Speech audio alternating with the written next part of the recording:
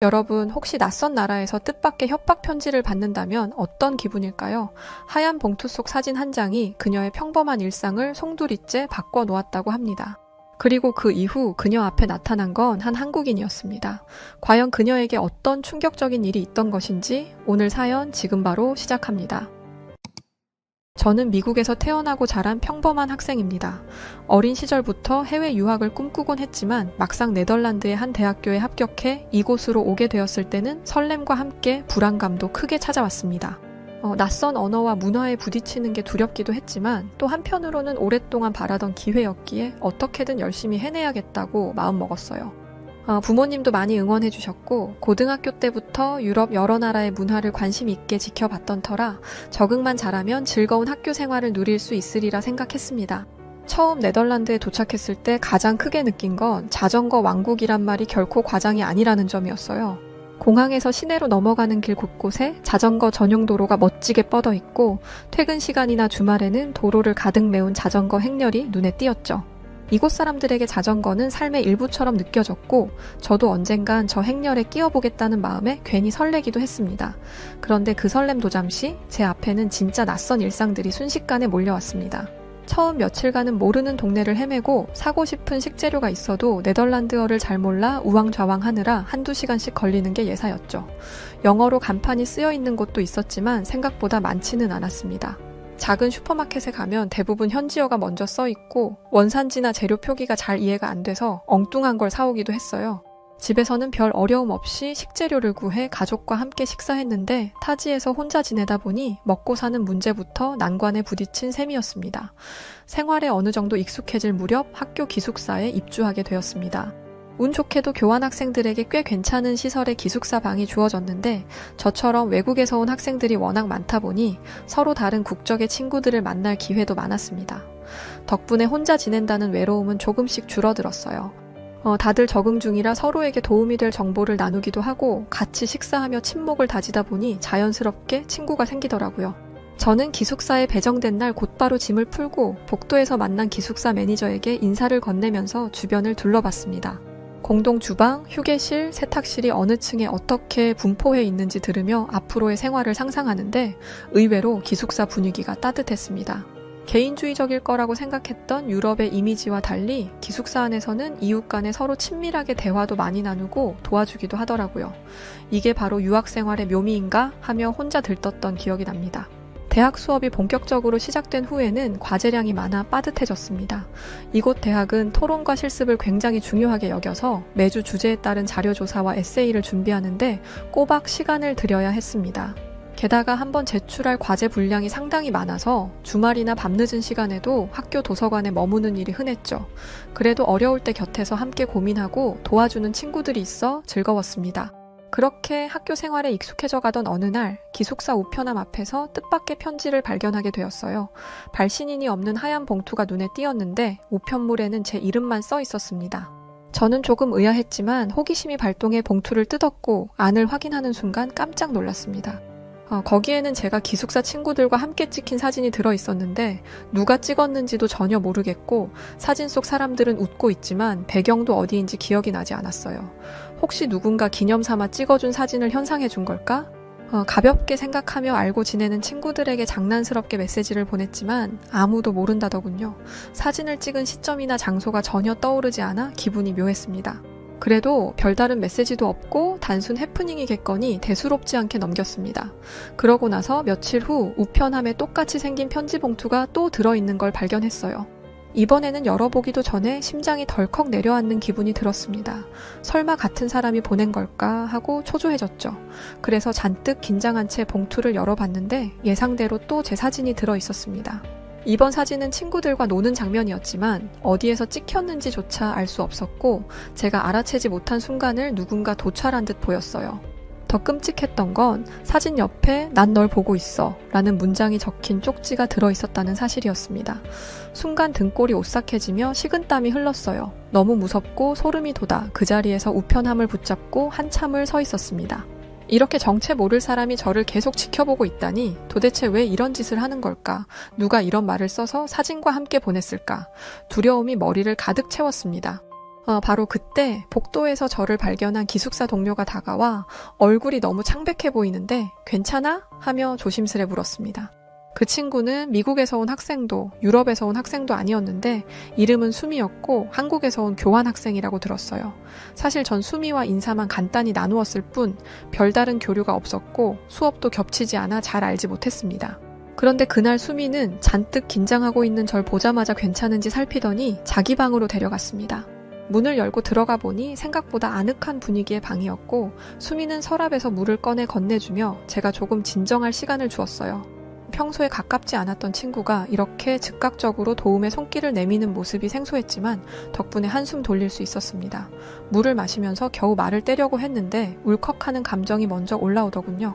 누군지도 모르는 사람이 저를 무섭게 지켜보고 있다는 생각이 얼마나 소름 끼쳤는지 거기에 더해 남에게 신세를 지게 된 미안함과 안도감까지 복합적으로 몰려서 눈물이 왈칵 나왔습니다. 수미는 아무 말 없이 제 어깨를 토닥이며 천천히 말해도 돼 라고 차분히 말해주었습니다. 그래서 저는 사진과 쪽지 사건을 이야기했죠. 처음에는 혹시 친구가 장난친 거 아냐? 하는 식으로 낙관적으로 생각했던 것도 얘기했지만 두 번째 편지에서 너무 섬뜩한 문장이 적혀 있었다고 하자 수미 표정도 점차 심각해지는 게 느껴졌습니다. 수미는 이건 단순 장난으로 볼 일이 아니라고 하면서 곧장 범인을 찾아야 한다고 얘기했어요. 저도 그 말에 동의하면서도 혹시 범인이 보복이라도 하면 어쩌나 하는 걱정에 시달렸습니다. 그러자 수미가 그렇다고 그냥 가만히 있으면 더 당하기만 할 뿐이야. 이런 걸 방치하다가 더 큰 사고로 이어지는 경우도 많잖아 하며 강하게 말했어요. 저는 그 목소리에 조금 겁이 나기도 했지만 오히려 내가 옆에 있을 테니까 걱정 말고 같이 해결하자는 수미의 태도에 마음 한구석이 든든해지기도 했습니다. 수미는 제가 받은 편지와 사진들을 챙겨 곧장 기숙사 담당 매니저에게 얘기해보자고 했습니다. 매니저는 예상외로 신속하고 적극적인 태도를 보였어요. 당장 기숙사 CCTV를 확인해보자며 저희를 관리실로 안내했고 저는 혹시라도 뭔가 잘못될까봐 계속 불안했지만 수미가 옆에서 잘 달래주었습니다. 같이 화면을 돌려가며 우편함 근처를 살피는데 어느 시점에서 모자를 푹 눌러 쓴 한 남학생이 수상쩍게 배회하는 모습이 잡혔어요. 각도를 몇 번 바꿔 살펴본 끝에 그 사람이 자신이 누군지 모르도록 모자와 마스크까지 꼼꼼히 썼지만 기숙사 안에서 또 다른 CCTV를 통해 얼굴을 제대로 확인할 수 있었습니다. 그 남학생은 중국에서 온 교환학생인 이밍이라는 인물이었습니다. 이밍과 저는 한 2번 마주쳤을 뿐 직접 친분이 있지는 않았는데 과거에 한번 그룹 과제를 같이 했던 적이 떠올랐어요. 그때는 서로 대화도 별로 없었고 이밍이 준비를 거의 안 해와서 저 혼자 과제 부담을 도맡아야 했던 기억이 있습니다. 결국 그 과제는 간신히 제출했지만 저는 함께 일하는 과정에서 스트레스를 많이 받아 그 후로 이밍과는 거의 얘기를 안 했어요. 그런데 그렇게 대면대면하게 지낸 사람이 왜 이런 협박성 편지를 보냈을까 이해가 되질 않았습니다. 증거 화면을 확인한 이상 수미는 당장 찾아가서 따지자고 했습니다.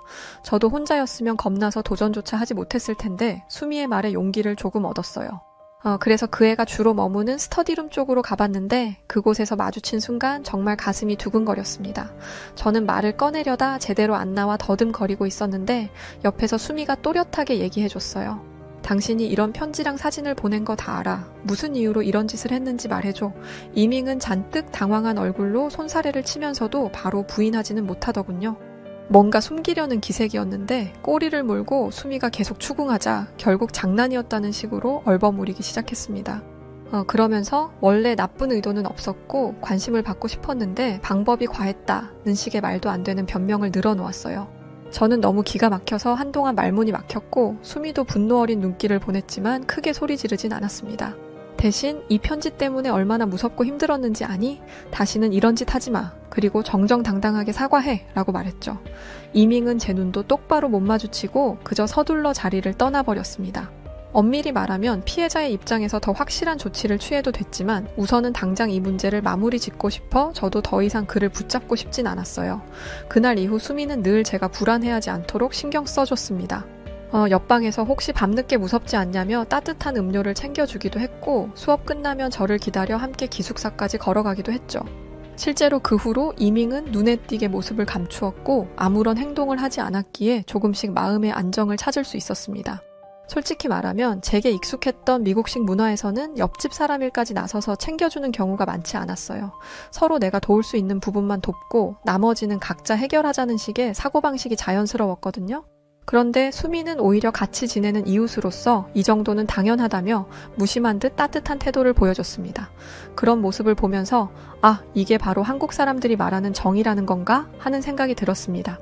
그렇게 수미와 조금씩 친해지던 중 어느 날 학교에서 국제학생 교류협회 주최로 포틀럭 파티를 한다는 공지가 나왔습니다.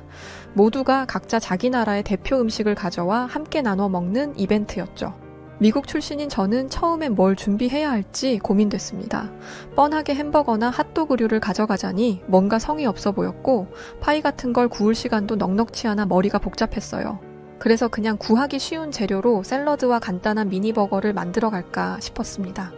그런데 복도에서 마주친 수미에게 무엇을 가져갈 거냐고 물으니 수미도 고민이 크다는 듯 머리를 긁적이면서 한식을 몇 가지 해볼까 하는데 뭘 고를지 결정을 못했어 라고 하더라고요. 저는 속으로 한국에도 대표 음식이 많구나 정도로만 생각했습니다. 김치는 들어봤지만 그것만으로 파티에 가져가긴 뭔가 부족할 것 같았고 또 다른 음식이 뭐가 있는지도 몰랐거든요. 수미는 일단 떡볶이나 잡채, 김밥 같은 거 만들면 외국인들이 꽤 좋아하더라며 웃었고 저는 그 이름들을 처음 들어보기에 호기심이 생겼어요. 파티 당일 저는 미니버거와 샐러드를 간단히 만들어 행사장으로 갔는데 이미 사람들로 붐볐습니다. 주최 측은 여러 나라 음식을 한 가운데 테이블에 놓고 뷔페처럼 자유롭게 먹도록 했는데 눈을 돌릴 때마다 새로운 음식들이 즐비했습니다. 독일에서 온 친구가 가져온 슈니첼, 이탈리아 친구들의 파스타, 인도 친구들이 만들어 온 커리 등 다양한 요리 냄새가 한데 섞여 파티 분위기가 한층 뜨거워졌죠. 그런데 행사 시작 후 얼마 지나지 않아 테이블 한 구석에서 유독 사람들이 몰려드는 장소가 보였습니다. 뭔가 궁금해서 다가가 보니 거기에 수미가 가져온 한국 음식들이 있었어요.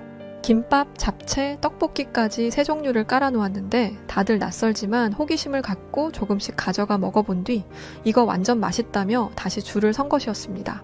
저도 슬쩍 한 입 베어 물었는데 처음 먹어보는 달콤 짭조름한 양념과 부드러운 식감이 엄청 매력적이었습니다. 특히 잡채가 제 입맛에 너무 잘 맞았어요. 당면이라는 낯선 면을 이용해 볶아 만든 요리가 이렇게 맛있을 줄 몰랐습니다. 보통 파스타는 금방 느끼해지는데 잡채는 기름진 듯 하면서도 의외로 깔끔해 이게 뭐지 싶을 정도였죠. 그리고 매콤한 떡볶이도 인상 깊었는데 처음엔 약간 맵다고 느꼈지만 어느새 그 매콤달콤한 맛에 푹 빠져버렸습니다. 그런 음식들 덕분인지 수미는 순식간에 인기녀가 되었고 여기저기서 이 레시피 좀 알려달라는 성화가 잇따랐습니다.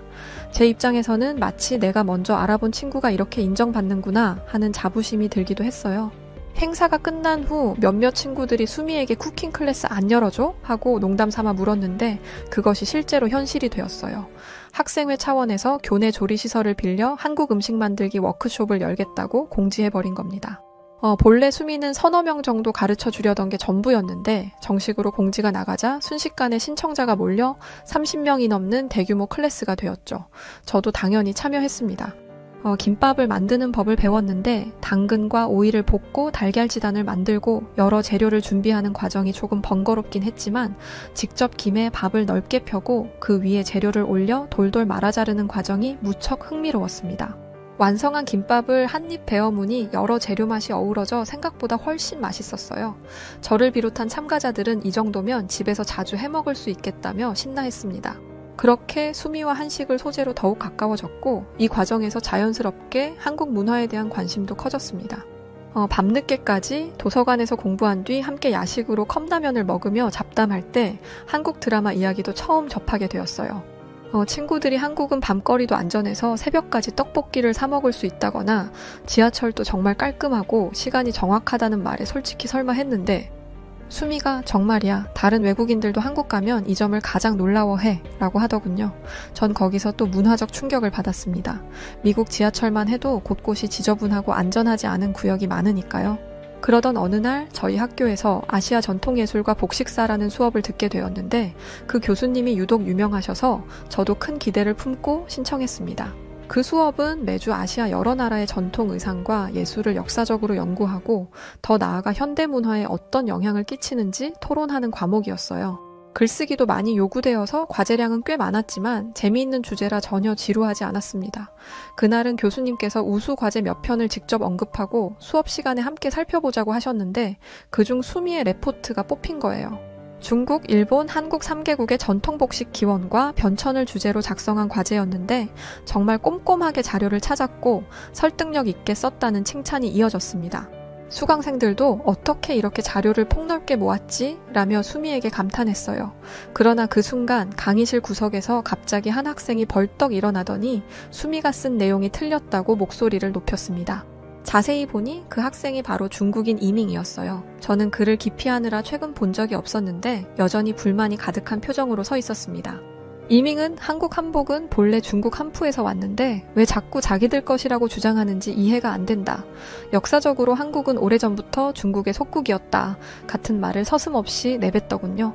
강의실 전체가 술렁거렸고 교수님은 애써 차분한 태도로 그렇다면 한복과 한푸의 구체적 차이점이 무엇인지 아느냐고 물으셨습니다. 이밍은 대답을 제대로 못하면서도 결국 형태가 비슷하다. 이름만 다르고 원조는 중국이라고 우겼어요. 그러자 교수님은 그렇게 따지면 전 세계 많은 문화가 비슷해 보인다는 이유로 하나의 기원만 주장될 수는 없는 것이다. 근거가 있어야지 라며 반박하셨죠. 이때 수미도 제 쪽을 한번 슬쩍 보고는 자신 있게 의견을 냈습니다. 한푸라는 용어 자체가 현대에 들어 정부에서 만든 신조어이고 고대 복식 연구 자료나 사료 기록을 보면 중국과 한반도는 서로 다른 발전 과정을 밟았다. 특히 한국의 전통 복식은 삼국시대 고분 벽화에서도 확인되고 남녀가 바지와 치마를 구분해 입었다는 명확한 기록이 있다며 차근차근 설명했습니다. 이밍은 점점 표정이 일그러지더니 강의실 뒤편에서 작게 야유가 터져 나오자 아무 말 못하고 고개를 돌렸습니다. 교수님은 다시 한번 냉정하게 역사를 이런 식으로 단순화해선 곤란하다. 다양한 사료와 관점을 두루 살펴야 하며 만약 중국에서 그런 내용을 가르쳤다 하더라도 이 수업에선 좀 더 근거를 갖추기 바란다 고 말씀하셨어요. 그러고는 수업이 마무리되었습니다. 이 일이 있고 난 후 제겐 복잡한 감정이 들었습니다. 물론 이밍이 저지른 짓과 그 후의 태도를 떠올리면 여전히 화가 났지만 한편으로는 그도 자라온 환경에서 잘못된 역사를 배웠을 수도 있다는 생각이 들었습니다. 그렇다고 그런 주장으로 타인을 깎아내리는 게 정당화되는 건 아니지만 어쩌면 스스로 지식의 폭을 넓힐 기회를 못 누린 걸 수도 있겠다 싶었죠. 그리고 수미가 보여준 차분하면서도 확신에 찬 대응을 보며 또 한 번 감탄했습니다. 감정적으로 맞서기보다 근거 있는 설명으로 조곤조곤 상대를 설득하려고 노력하는 자세가 멋있었어요. 이전에 사진 편지 사건이 있을 때도 저를 보호하려고 앞장섰지만 이번에는 본인 문제임에도 의연하게 대처하는 모습을 보면서 제가 배울 점이 많다고 느꼈습니다. 그 뒤로 저는 수미와 더욱 친밀해져서 평소에도 수업이나 진로 이야기를 많이 나누었습니다. 그러다가 한국이라는 나라도 궁금해져서 틈틈이 자료를 찾아봤어요. 그리고 문득 깨달았습니다.